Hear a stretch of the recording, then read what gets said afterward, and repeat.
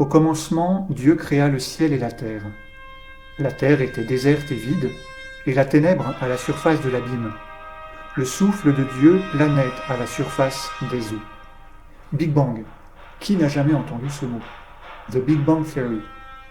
Voilà bien une théorie physique connue de tous, des adultes aux adolescents fans de séries télévisées, une théorie qui prétend décrire l'univers. Et Dieu dit que la lumière soit, et la lumière fut.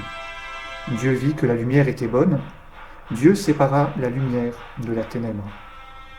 Avec E égale MC2, elle fait partie des icônes de la science, de ces incantations, qui semblent receler un secret profond sur la réalité et que personne ne comprend vraiment. Dieu appela la lumière jour, et la ténèbre, il l'appela nuit. Il y eut un soir, il y eut un matin, ce fut le premier jour. Mais le mot Big Bang excite avant tout les fantasmes, les espoirs, les craintes, si ce n'est le dégoût. C'est qu'il chatouille des valeurs fondamentales. Dieu dit, au fond, qu'il y ait un firmament l'ivresse des uns et la répugnance des autres, et qu'il sépare les eaux d'avec nos attentes que sur l'univers. Dieu fit le firmament de façon tout à fait et il sépara les eaux inférieures. Si les débats sur le caractère infini de l'espace avec les eaux supérieures.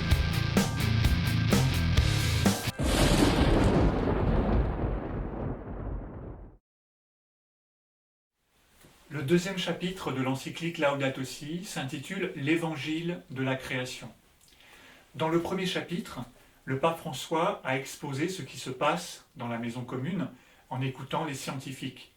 Il nous invite maintenant à une autre écoute, celle de la parole de Dieu. Car c'est à travers une pluralité d'approches, en dialogue intense et fécond, que nous pourrons avancer sur ces sujets complexes de la conversion écologique, qui ne touchent pas seulement aux effets de l'activité humaine, mais aussi aux racines de l'humanité, au sens et au but de la vie.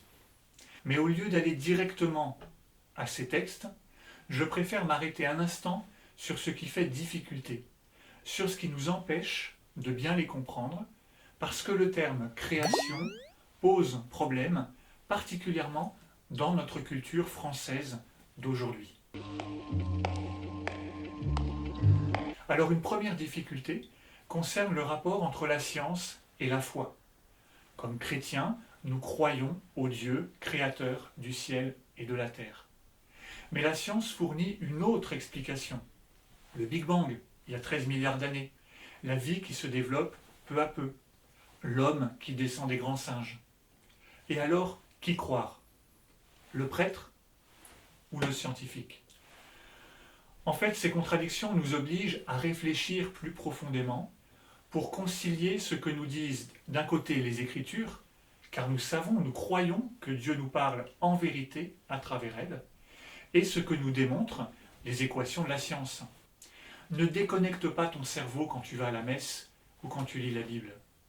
Ne déconnecte pas ton cœur quand tu résous des équations.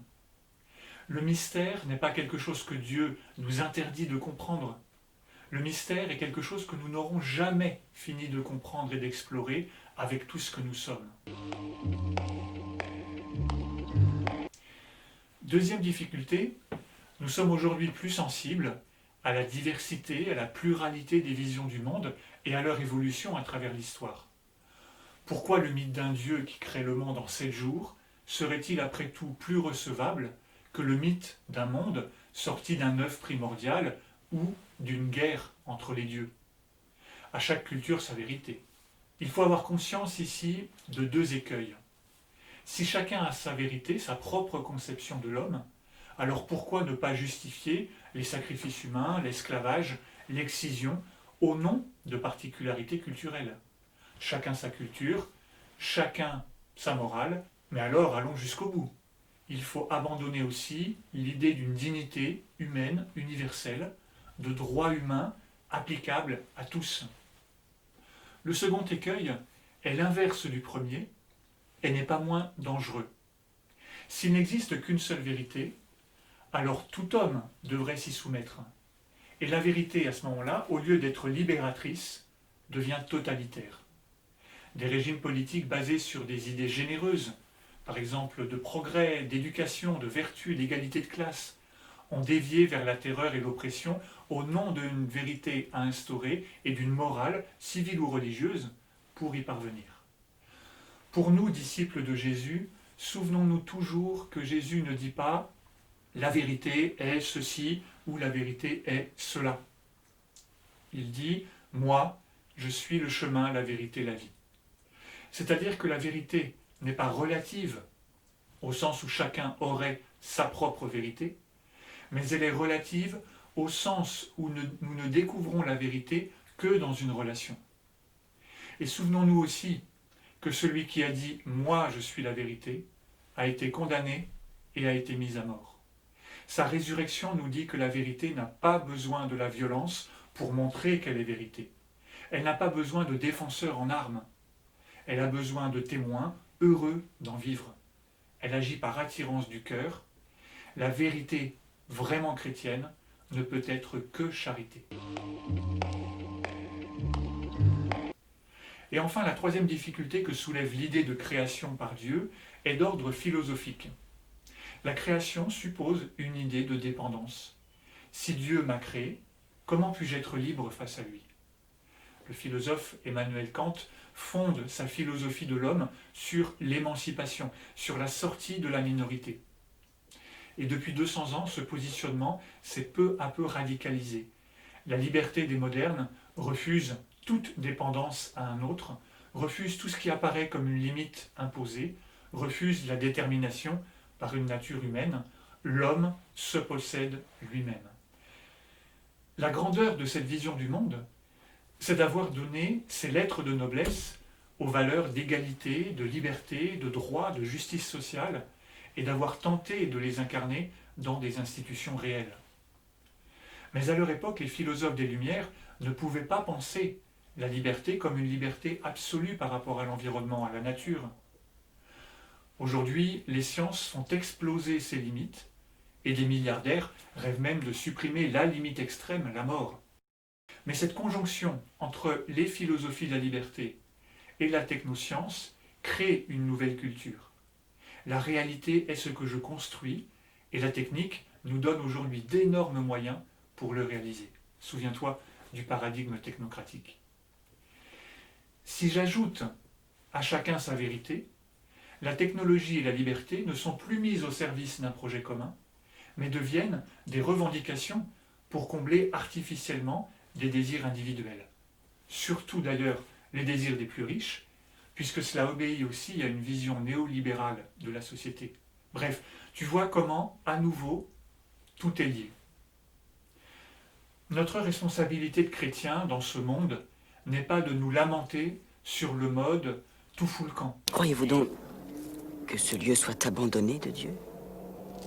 Connais-tu un seul lieu où Dieu ne se soit pas toujours senti chez lui? Notre responsabilité est de discerner la profondeur du défi spirituel pour notre temps, de purifier notre regard, de mieux discerner ce qui est bon et juste dans ces évolutions, et de mieux résister à ce qui est mortifère, de réformer nos vies à partir de l'Évangile, non pas pour proposer un contre-modèle de pur, de sauvé, mais pour être témoin d'une alternative, d'une autre direction que nous pouvons emprunter ensemble. Pour conclure provisoirement, revenons aux fondamentaux de la création telle que la raconte la Bible. Le récit de la création est scandé par un refrain. Dieu vit que cela était bon. Dieu vit que cela était bon. La création, elle suppose bonté, elle suppose gratuité, elle suppose altérité. L'évangile de la création raconte la bonne nouvelle d'un homme créé par amour et créé pour aimer. Pas un homme isolé dans sa bulle qui ne voit les autres finalement que comme des obstacles à sa liberté, mais un homme en relation qui grandit avec les uns, avec les autres. Pas un homme 2.0, temporairement augmenté et demain obsolète, acheté à la poubelle, bercé par l'illusion de s'extraire de ses limites, mais l'homme divinisé parce que Dieu l'a rejoint en Jésus-Christ et l'appelle à partager sa vie qu'il donne en abondance.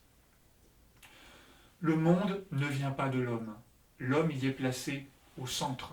Cette affirmation articule à la fois une grandeur éminente, le fait d'être mis au centre pour l'homme, et un profond vertige, un autre l'y place, un autre le place au centre.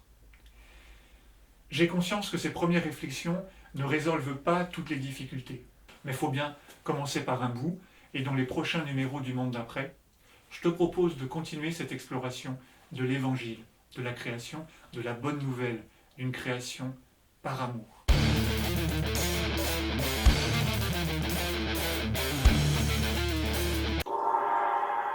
Pour la mise en pratique d'aujourd'hui, je te conseille d'aller sur le site touestlié.catholique.fr. Je te mettrai les références du site dans la description de cette vidéo. C'est un magazine créé par l'Église de France pour aider à la conversion écologique. Il y a des ressources qui viennent de l'Église, mais aussi hors de l'Église, pour partager ensemble et pour approfondir ce chemin d'évangile et ce chemin de conversion écologique.